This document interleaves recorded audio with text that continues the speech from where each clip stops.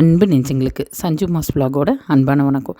இன்றைக்கி நம்ம பாப்பாவுக்கு சிம்பிளான லஞ்ச் மெனு பேக்கிங் என்னன்னு பார்த்திங்கன்னா, சாம்பார் சாதமும் அது கூட பார்த்திங்கன்னா கொள்ளு சுண்டல். ஆமாங்க, கொள்ளு வேக வச்சு கொஞ்சமாக எண்ணெய் விட்டு கடுகு கருவேப்பில் அப்புறம் வரமிளகா கடலப்பருப்பு உளுந்து பருப்பு எல்லாம் போட்டு தாளித்து கொட்டி அது கூடவே பார்த்திங்கன்னா நம்ம வேக வச்சு வடித்து வச்சுருக்கிற கொள்ளையும் போட்டு கலக்கி எடுத்தோம்னா கொள்ளு சுண்டல் ரெடி.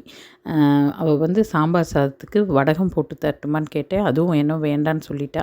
சரின்னு சொல்லிவிட்டு சாம்பார் சாதமும் கொள்ளு சுண்டலும் தான் இன்றைக்கி கொடுத்து விட்டேன். இதுதான் நம்மளோட சிம்பிள் லஞ்ச் மெனு பேக்கிங்.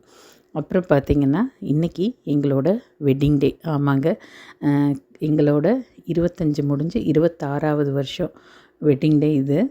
நாங்கள் பெருசாக வெட்டிங் டே பர்த்டே எல்லாம் செலிப்ரேட் பண்ணுறதில்ல.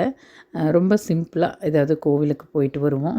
இது வந்து சொல்லப்போனால் ரொம்ப பர்சனலான டே. அதனால் எந்த கோயிலுக்கு போனீங்க, எந்த ட்ரெஸ் போட்டிங்க, என்ன பண்ணீங்க அப்படின்னு பெருசாக கமெண்ட் கேட்க வேண்டாம். ஏன்னா பர்சனல் நம்மளுக்குன்னு ஒரு நாளாவது வேணும் இல்லையா?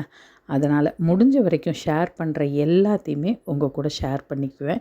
ஒரு சிலர் வந்து ரொம்ப பர்சனலாக கேள்வி கேட்குறீங்க.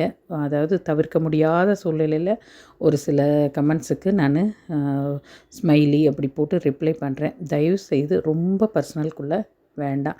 சோஷியல் மீடியா வேறு, பர்சனல் லைஃப் வேறு இல்லைங்களா? நான் சொல்கிறது கரெக்ட் தானே? காலையில் ஒரு சின்ன அப்செட்டு என்னென்னா ஒரு நெகட்டிவ் கமெண்ட்டு. அதுவும் என்ன சொல்லி கேட்டிருக்காங்கன்னா, காசுக்காக ஆடுறேனாமா. காசுக்காக நான் ஆடணுன்னா இப்படி ஆட வேண்டிய அவசியமே இல்லை. இது தெரிஞ்சால் புரிஞ்சவங்க இதுக்கு பதில் சொல்லுங்கள். அவ்வளோதான்.